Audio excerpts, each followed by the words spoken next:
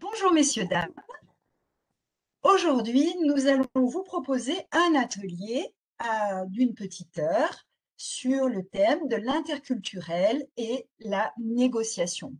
Cet atelier vous est proposé par la région Auvergne-Rhône-Alpes dans le cadre d'un programme Ambition Région qui permet d'accompagner les entreprises sur différents thèmes euh, et d'apporter également du financement. Les termes principaux sont la création, le capital humain, la performance globale, l'international, l'innovation et la performance territoriale. Au sein de ces thèmes, 12 programmes vous sont proposés et nous allons faire un focus sur le programme Formaliser ma stratégie de développement à l'international. Ce programme est financé à hauteur de 70% par la région Auvergne-Rhône-Alpes. Elle s'adresse aux TPE, PME et ETI de notre région. Dans le cadre de ce programme, Formaliser ma stratégie de développement à l'international, nous vous proposons des ateliers dont je vais dérouler un extrait sur le sujet des aspects interculturels dans la négociation.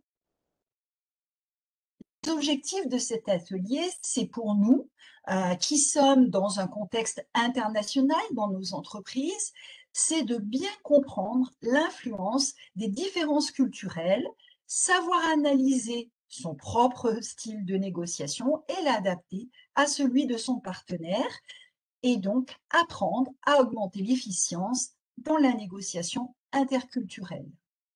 Je vous propose le déroulement suivant afin de comprendre pourquoi la culture influence nos échanges commerciaux internationaux. Tout d'abord, nous allons définir ensemble la culture. Ensuite, nous allons évoquer comment prendre conscience de notre culture et de celle de nos interlocuteurs étrangers, nos prospects, nos clients, nos distributeurs, nos agents, nos partenaires, car c'est faire une partie du chemin vers une bonne négociation. Et enfin, nous allons aborder en quoi la culture influence nos réactions face à la pandémie. Alors, euh, la culture, euh, bien sûr, nous allons la définir dans le contexte de la négociation interculturelle. Il n'y a pas de bonne ou de mauvaise stratégie de négociation a priori, mais notre négociation, elle doit être raisonnée et constructive. Raisonnée, la discussion va s'appuyer sur des faits objectifs et vérifiables. On écarte résolument les mouvements d'humeur et les intérêts personnels. Elle doit être constructive. On ne cherche pas à l'emporter sur son adversaire, entre guillemets, mais à bâtir une relation pérenne et profitable à chaque partie. Et bien sûr, chacun doit sortir de la négociation en ayant le sentiment d'y avoir gagné quelque chose. Cependant, dans un contexte international, l'aspect culturel entre en ligne de compte et complique les choses à bien des égards dans notre négociation commerciale. Alors, comme vous le savez, hein, la culture d'un pays est influencée par différents sujets. Influencée par sa géographie, sa localisation, sa taille, l'aspect montagneux ou de plaine ou en bord de littoral, toute cette géographie qui a permis de développer des échanges plus ou moins importants avec l'extérieur, le climat, etc. La culture du pays est influencée par son histoire, bien sûr, sa création, les fondateurs de la nation, ses guerres, ses personnages inspirants et sa manière aussi de gérer les conflits, l'impact éventuel d'une colonialisation. Son passé de conquérant ou de conquis et de ses diverses crises, sa démographie, la population, les âges, les mouvements migratoires, etc. Et puis bien sûr sa sociologie, son organisation politique, ses institutions, ses religions. Et tous ces éléments ont eu ou ont un impact encore bien sûr sur ses valeurs, sur son économie, ses codes et les comportements en termes de communication. En fait, la culture est à la collectivité humaine ce que la personnalité est à l'individu. Donc le terme de culture est réservé aux sociétés, aux nations, aux groupes régionaux ou ethniques ou à d'autres collectivités humaines comme une culture d'entreprise, une culture professionnelle, interprofessionnelle, une culture familiale. On parle alors de subculture.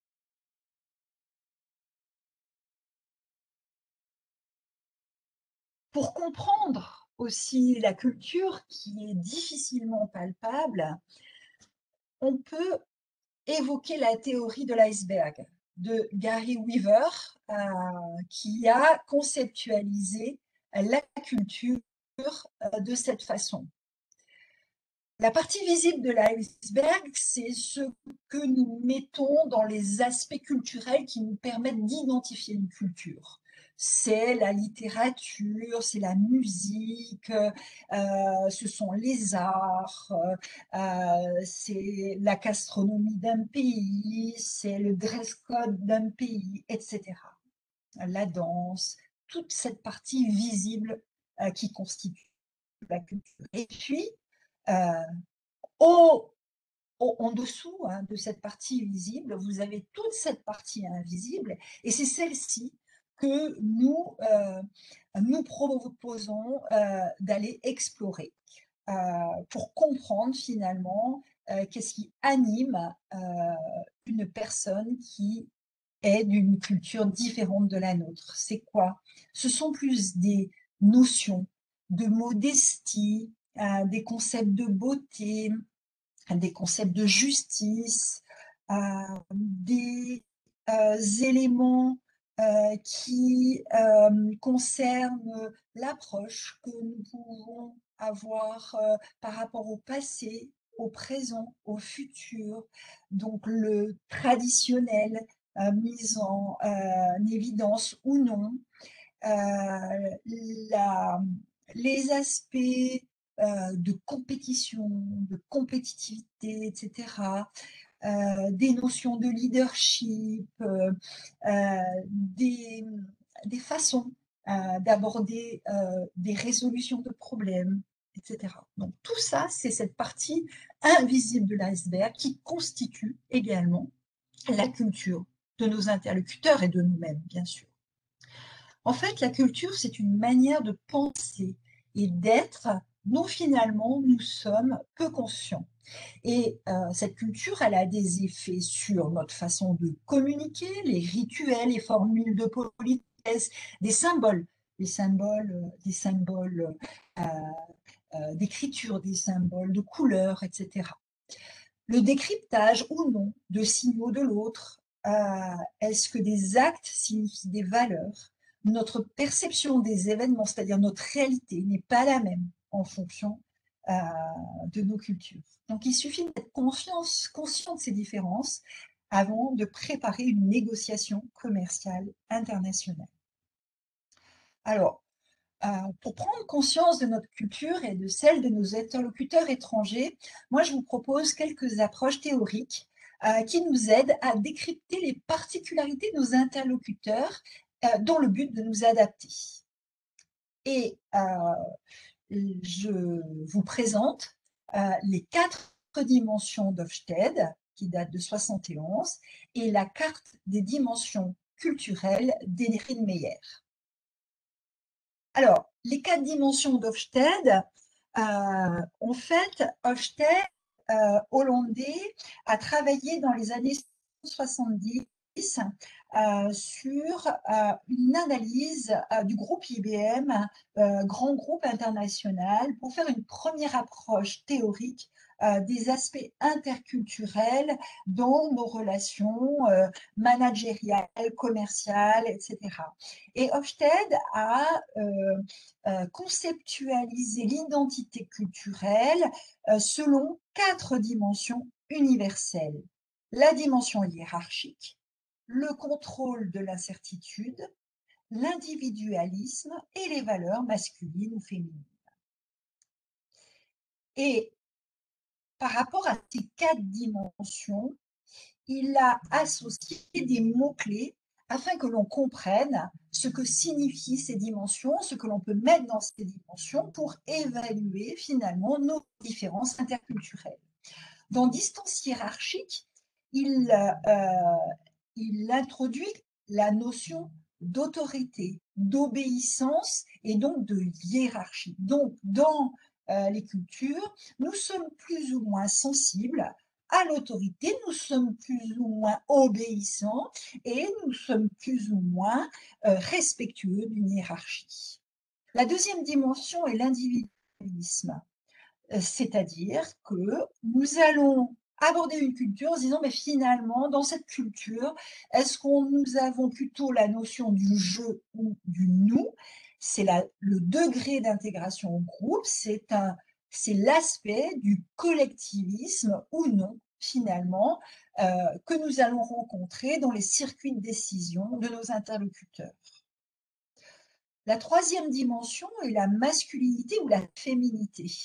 En fait, en fonction des cultures, on a besoin de compétition et de réussite, ou à l'opposé, plutôt, on est dans l'attention aux autres et dans la qualité de vie. On est plutôt sur un fonctionnement avec des situations conflictuelles, ou à l'opposé, on est dans un fonctionnement culturel avec un besoin d'harmonie. Masculinité, féminité. Et puis la quatrième dimension, c'est finalement l'incertitude de l'individu dans son environnement, son besoin d'assurance, de garantie, son besoin d'agir avec réflexion ou de façon plus spontanée. Et du coup, en plus de l'élaboration de ce cadre conceptuel, donc basé sur ces 4 dimensions, il est proposé par Hofstede d'attribuer à chaque pays étudié des scores quantitatifs sur chacune des dimensions précitées, donc par exemple de 0 à 100, on va évaluer un pays en disant on est plutôt dans une tendance où on est dans le respect de la hiérarchie ou plutôt à l'opposé du respect de la hiérarchie. Si on est dans une distance hiérarchique, on sera sur une échelle de 0 à 100, par exemple, à hauteur de 80, 90, etc. Et on évaluera chacun des pays avec lesquels nous allons travailler, commercer, pour finalement comprendre le fonctionnement de l'individu que nous allons rencontrer.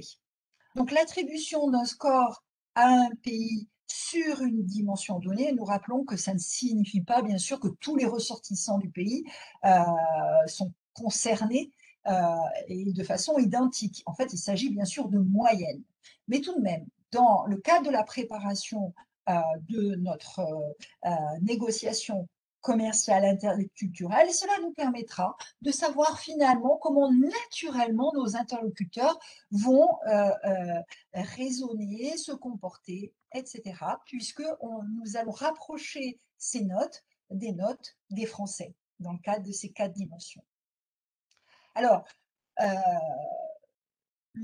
les dimensions d'Hofstede sont proposées dans l'approche théorique des différences interculturelles, mais c'est vrai que cette approche, elle n'est pas assez globale et finalement, moi, je me suis intéressée au travail qui est une Américaine qui a écrit la carte des différences culturelles. Et en fait, celle-ci a dessiné une carte basée sur 8 dimensions, fondée sur des types de comportements au travail, et elle se propose d'aider les personnes en charge de relations internationales à gérer différentes interactions. Il y a comportement culturel et comportement personnel, et on sait que notre économie mondialisée pousse à la flexibilité permanente. L'air est à la subtilité pour favoriser une meilleure compréhension mutuelle. Et en fait, le but, c'est d'étudier la carte des différences culturelles entre notre pays et celui dans lequel nous devons préparer nos négociations commerciales. On peut aller, du coup, grâce à cette carte de différences culturelles, saisir et analyser les points de blocage latents, c'est-à-dire en fonction de la position du pays sur l'échelle proposée par Erin Meyer, cela fait ressortir les différences dont qu'on ignorait souvent, et ça nous permet de comprendre les raisons et bien sûr de savoir qu'elles existent et d'en comprendre les raisons. Et donc, c'est un outil en fait de management et de travail en général dans un contexte international. Alors, l'approche des différences culturelles, elle peut se faire, bien sûr, par type culturel, et c'est ce que nous propose de cartographier Baradel et Meyer. Baradel et Meyer ont théorisé les différences culturelles en mettant en évidence 4 types finalement culturels. Le type sensation, le type intuition, le type pensée et le type sentiment. Et à chaque fois, en mettant en évidence sur quel accent finalement, quel accent est mis sur ce type culturel, quelle est l'orientation des individus dans cette culture, quelles sont les sources de satisfaction des individus liés à cette culture, les points forts de cette culture et les points faibles de notre point de vue. Dans le type sensation, nous pouvons évoquer les pays suivants, les États-Unis, le Canada, donc l'Amérique du Nord, où l'accent est mis sur l'action, la réalisation, les résultats. Donc on voit que professionnellement, ce qui est important pour travailler avec cette culture, c'est d'être pragmatique en fait, très pragmatique. C'est une culture qui est orientée passé, présent, futur. Hein, donc on est en 360, une ouverture 360. On est satisfait si nous obtenons des résultats rapides dans, par exemple, ce qui nous concerne, notre négociation interculturelle. Les points forts de cette culture sensation, c'est le pragmatisme, la compétitivité, l'efficacité. Par contre, les points faibles, hein, et ça, c'est, on va dire, il faut en tenir compte aussi et pas le prendre pour soi, ça fait partie de la culture de ces pays, c'est finalement cette approche de domination, d'arrogance et d'agressivité que l'on peut percevoir comme de l'agressivité dans nos relations interculturelles, commerciales avec les ressortissants de ces pays. Le deuxième type culturel identifié par Baradel et Meyer, c'est le type intuition. Alors, nous y sommes, nous Français, dans ce type intuition où il est dit que l'accent est mis plutôt sur les idées, les concepts et les théories. Vous voyez, typiquement, j'introduis cet atelier avec des idées, des concepts et des théories pour passer ensuite à l'opérationnel, au pragmatique, etc. Nous sommes orientés vers le passé, nous construisons. Et pour nous, il est important de construire, d'anticiper, etc. Donc, nos sources de satisfaction, ça va être la réflexion, la créativité, nous préparons l'avenir, nous innovons, donc nos points forts, l'innovation, l'originalité et l'imagination. Par contre, nos points faibles, ça peut être perçu pour les autres, nos points faibles peuvent être l'irréalisme, le dogmatisme et l'abstraction parfois dans notre façon de communiquer, donc il faut en prendre conscience. Le troisième type identifié par Baradel et Meyer, c'est le type pensée. Et là, nous y attachons les pays germanophones, où l'accent est mis sur la logique, l'analyse systématique, etc. Donc, nous sommes orientés en 360, donc inspirés par le passé, très présents aujourd'hui et dans la préparation du futur. Nous sommes satisfaits si l'application stricte et organisée des actions menées est faite.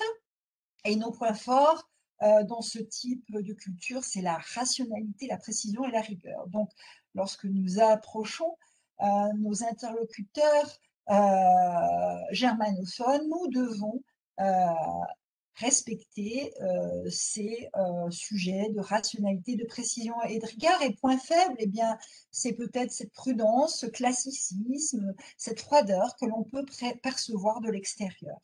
Et puis le quatrième type culturel identifié, c'est le type sentiment, où là, nous identifierons nous y associerons plutôt des pays latins, des pays sud-américains, où l'accent est mis sur les relations, les sentiments, les émotions. Donc, nous sommes ici très ancrés dans le passé, donc l'histoire est importante, la tradition est importante, et parmi les sources de satisfaction, le climat social et le contact sont importants, donc à nous de faire passer cette chaleur à travers nos relations interculturelles avec ces ressortissants. Les points forts de ces cultures, c'est la spontanéité, la compréhension, la tradition. Et les points faibles, c'est bien sûr l'impulsivité, peut-être la subjectivité, la culpabilité. Donc, à nous de nous adapter et de comprendre ces grands types culturels. Ces outils nous permettent de préparer nos négociations internationales avec une prise de conscience et une meilleure connaissance de nos différences interculturelles. Donc, grâce à cela, grâce à ces méthodes, nous approchons plus facilement notre culture et celle de nos interlocuteurs étrangers.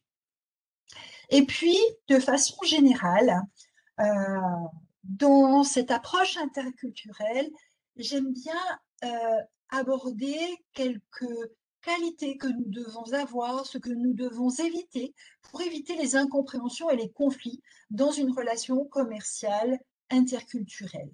Parmi les qualités, c'est bien sûr bien connaître les particularités nationales en matière de droits et pratiques commerciales. Quand l'on se rend dans un pays nouveau, c'est pour ça que moi j'aime, lorsque j'accompagne les entreprises, je les invite à se faire accompagner pour faire une approche déjà un peu macro des pratiques commerciales du pays qui peuvent être différentes des nôtres, afin que l'on puisse adapter nos offres et notre discours. Ce qu'il faut éviter, bien sûr, c'est l'ethnocentrisme et la non prise en compte des différences et bien sûr une arrogance managériale auprès, là vous avez compris, de tout type de culture différente de la nôtre. L'idée, c'est de maîtriser les principaux codes de comportement des cultures que nous approchons, de connaître les points sensibles en matière de culture, donc se rappeler que les valeurs, les actions valent plus que les paroles, les précédents, les réputations, les faits ont une valeur persuasive évidente. Il faut faire attention à ne jamais négocier dans une langue que l'on ne parle pas vraiment couramment. Mieux vaut préciser son réel niveau de compréhension et d'expression. Et je le dis par ailleurs que nous avons intérêt à communiquer et à adopter des techniques de communication où nous n'hésiterons pas à faire répéter si nécessaire ou notre interlocuteur ce qu'il a émis comme information ou nous-mêmes de reformuler l'information communiquée afin de maîtriser la communication. Une autre qualité, c'est faire preuve d'ouverture et de patience. En effet, lors d'une approche commerciale interculturelle, il faut absolument éviter l'inflexibilité et l'aveuglement lié à une préparation trop rigide. Donc, bien sûr, se préparer, mais ne pas le faire de façon trop rigide, c'est-à-dire rester ouvert et être patient. Il ne faut pas hâter notre propos, c'est-à-dire il ne faut pas présenter nos points de vue trop rapidement. Il faut d'abord attendre que l'autre partie expose ses idées. Ne pas se précipiter avant que l'autre n'ait eu l'opportunité de présenter le problème en totalité, car le fait de se Pité est une des erreurs fréquentes commises par les négociateurs, par exemple nord-américains, et parfois par nous-mêmes Français, qui souhaitons faire aboutir un contrat trop rapidement et souvent avec la volonté de dominer ou de réduire la durée de l'échange. Donc soyons patients, soyons à l'écoute. Et puis, une autre qualité, bien sûr, c'est faire preuve d'humilité. Il faut éviter, en tout cas, de montrer excès de confiance en soi. Il ne faut pas interrompre son interlocuteur.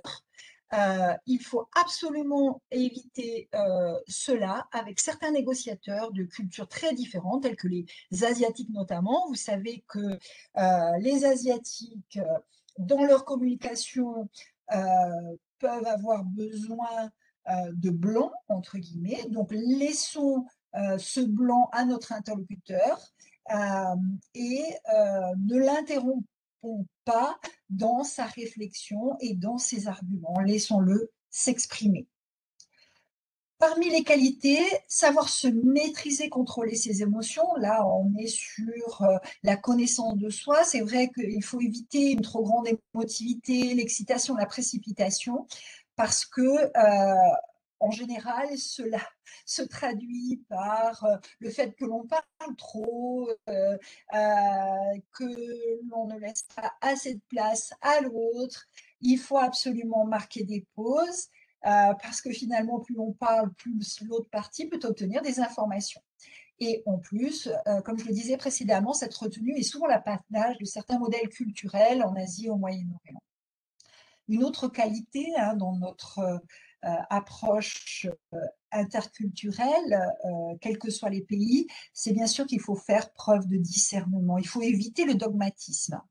Il faut faire ressortir les proximités entre la position adoptée par l'interlocuteur et la vôtre, puis sélectionner et traiter les principales différences. C'est-à-dire qu'il ne faut pas mettre trop en avant nos différences dans une communication, mais au contraire, chercher les points de convergence et les évoquer.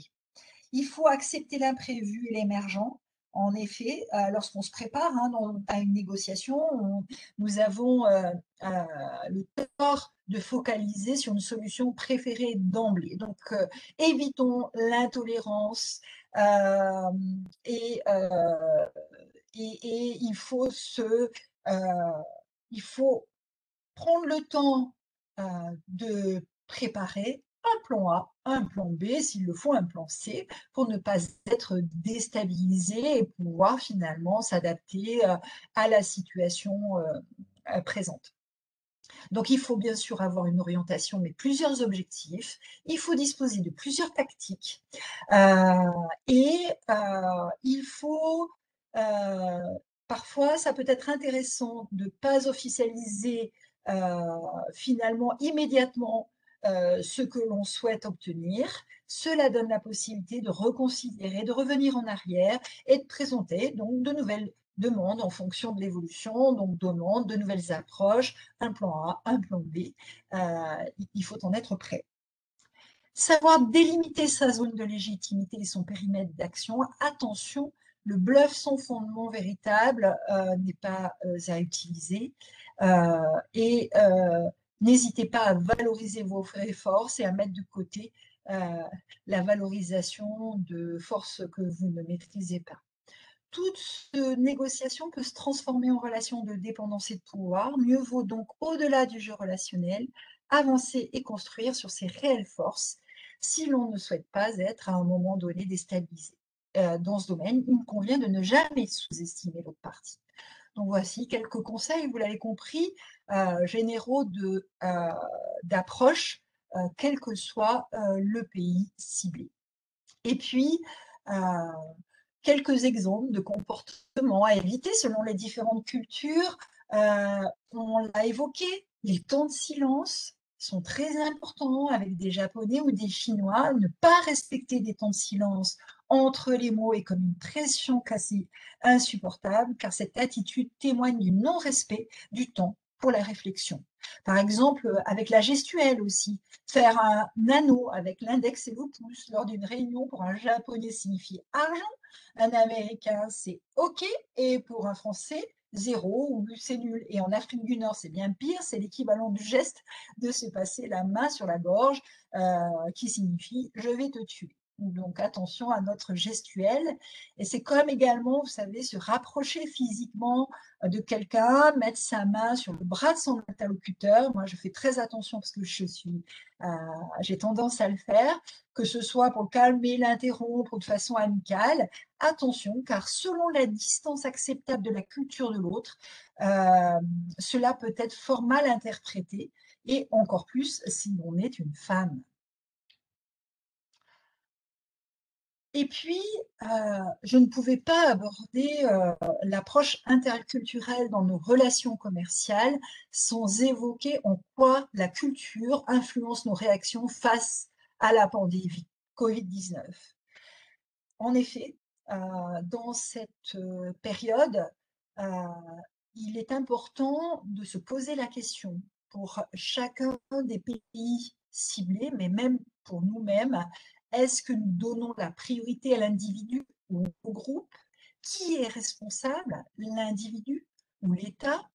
Le fameux traçage est-il une atteinte à la liberté individuelle ou une mesure de protection de la santé publique? En continuant les rassemblements, prend-on le risque de répandre l'épidémie ou répond-on à un besoin fondamental de se regrouper et de se soutenir dans les épreuves? Vous avez vu à travers mes questions, vous avez compris en fait que j'évoque le fait qu'en fonction des cultures, les on va dire, les décisions politiques, les comportements individuels, les comportements aussi par rapport aux religions, sont différentes, et donc à nous de prendre ce recul et de dire: «OK, dans ma culture, j'accorde plus, de, heu, priorité à l'individu, mais attention, dans la culture de mon interlocuteur, la priorité est donnée au groupe. Donc ce qui va être important, par exemple, c'est que, la société se porte bien, c'est que la région se porte bien, et cetera. Et vous voyez aussi dans, la presse qui est responsable, l'individu ou l'État. Pour certains, on cherche, le patient zéro, pour l'autre, bah, l'État est à l'origine de tout. Le traçage, ce fameux traçage, nous avons nos applications. Pour certains, ce traçage, est une mesure de protection de la santé publique. Pour d'autres, c'est une atteinte à la liberté individuelle. Donc vous voyez bien que tout peut être effectivement critiqué, mais il faut avoir en tête ces repères par rapport à nos pays cibles où effectivement, les approches seront différentes. Donc la culture joue en effet un rôle primordial, hein, sur, la réaction, des individus, depuis le début de la pandémie. Si on regarde l'Europe où il y a une certaine homogénéité dans les systèmes politiques et l'absence finalement, d'expériences, récentes d'épidémie, on constate de réelles différences, notamment entre le nord, le sud et le centre. Par exemple, la Belgique illustre bien, le contraste entre le nord plus pragmatique, plus sensible à l'homo economicus, et le sud plus empathique, plus social. Et quant à l'Europe centrale, elle est plus réaliste et immédiatement réactive. Alors, dans un atelier qui durait une journée, je vous proposerai d'identifier les dimensions culturelles et les valeurs en jeu dans les comportements des populations face à l'épidémie, en approchant les thèmes suivants. La distance interpersonnelle. Alors en fait, qu'est-ce que ça veut dire? Alors, pourquoi par exemple, on demande de respecter une distance d'1 mètre en France, 1,50 m en Allemagne et aux Pays-Bas, 2 mètres en Europe centrale? Ben, parce qu'en fait, il y a un rapport différent à la distance interpersonnelle selon les pays. Comme vous le savez, hein, les cultures latines ont davantage besoin de contact physique, et par contre, les Hongrois recommandent la distanciation physique et non sociale pour continuer les activités communes, gérables à distance. Le groupe comme unité de vie sociale. Alors, on a eu un exemple assez flagrant. En fait, plusieurs générations vivent souvent ensemble en Europe du Sud. alors qu'elles sont plus indépendantes dans les pays du nord de l'Europe. J'aime donner cet exemple. En Allemagne, les enfants quittent le domicile parental en moyenne à 23,7 ans, contre 29,5 ans en Espagne et 30 ans en Italie. Et donc, lorsque plusieurs générations vivent sous le même toit, comme en Italie, les personnes âgées qui s'occupent des petits-enfants sont plus exposées à cette pandémie. En Europe centrale, on protège ses proches en les mettant justement à distance et en lieu sûr. Et en Indonésie, rester chez soi et vivre en dehors du groupe, c'est empêcher l'expression des valeurs de base de la société qui permettent à chacun de se sentir en sécurité. Alors, la distance hiérarchique, eh bien, cette distance hiérarchique nous permet d'évaluer finalement s'il y a une forte adhésion de la population et une grande soumission de la population aux forces de l'ordre. L'Europe centrale, elle a une organisation coordonnée des relations hiérarchiques entre experts, États, forces de l'ordre, groupes et individus, où chacun est à sa place et remplit son rôle. Et donc, le caractère hiérarchique, par exemple, de la société indienne, explique en partie la grande licence accordée aux policiers dans le traitement des personnes contrevenant au confinement. Et par contre, dans les sociétés où les distances hiérarchiques sont plus faibles, les mesures sont moins contraignantes parce que l'autodiscipline est de rigueur. Et justement, alors après, cela introduit le rapport à la règle. Donc, vous l'avez constaté hein, dans les médias, les mesures sont plus strictes en Italie, en Espagne, en France, par exemple, que dans le nord de l'Europe. Il faut justement se poser la question, c'est sans doute lié au rapport que nous avons tous à la règle. En général, il suffit d'émettre des recommandations en Allemagne pour qu'elles soient suivies. Les pays nordiques, dont la Suède en particulier, sont apparemment plus modérés encore. Il semble n'avoir émis que très peu de mesures restrictives. Par contre, dans les pays latins, hein, on n'a pas la peur du gendarme, de l'amende, forcément c'est plus compliqué. Et dénoncer son voisin qui ne respecte pas le confinement, c'est du sens physique pour les uns, mais de la délation pour les autres. Et cette fameuse conception de la liberté, nous avons des approches différentes de cette conception de la liberté d'une culture à une autre. On dit bien que la liberté des uns s'arrête là où commence celle des autres. Cela illustre finalement bien la logique de liberté dans le respect finalement de la règle qui est propre aux Britanniques, qui sont libres de s'autogérer pendant la période de confinement. Aux États-Unis, on met en avant la valeur travail et la liberté d'être ou de ne pas être confiné. En Finlande, les valeurs d'indépendance et de liberté sont fondamentales et nécessaires. En Hongrie, la volonté de sauvegarder la liberté financière du pays s'appuie sur une solidarité nationale avec une grande confiance dans le gouvernement. Et puis, on ne peut pas évoquer la Chine, où la sécurité collective est plus importante que la liberté individuelle. Si l'on écoute ce qui s'est passé sur Wuhan, la ville épicentre du Covid-19, tous les outils technologiques de surveillance, de suivi, de traçage, de quadrillage ont été déployés, bien sûr, au détriment des libertés individuelles, mais pour le bien de la communauté. Et puis, l'approche de la religion et de la spiritualité qui a été fortement renforcée depuis le début de la pandémie dans certains pays et dans certaines religions. On va dire que la crise a mis en lumière la perception en fait irrationnelle des choses. En Inde, par exemple, on a encouragé les personnes potentiellement infectées en fait, à se traiter en ingérant de l'urine de vache et en s'appliquant de la boue sur le corps.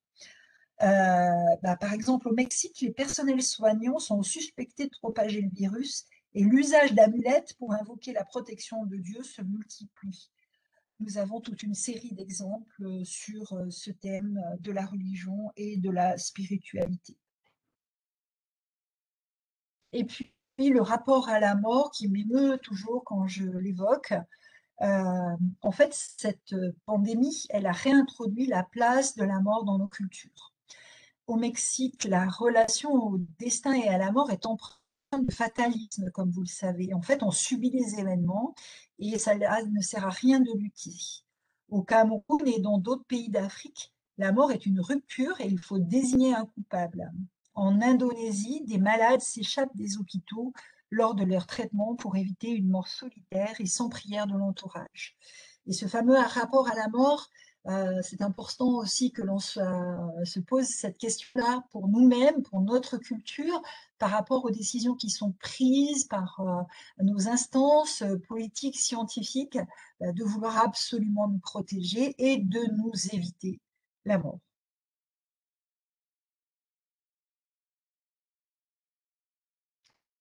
Alors,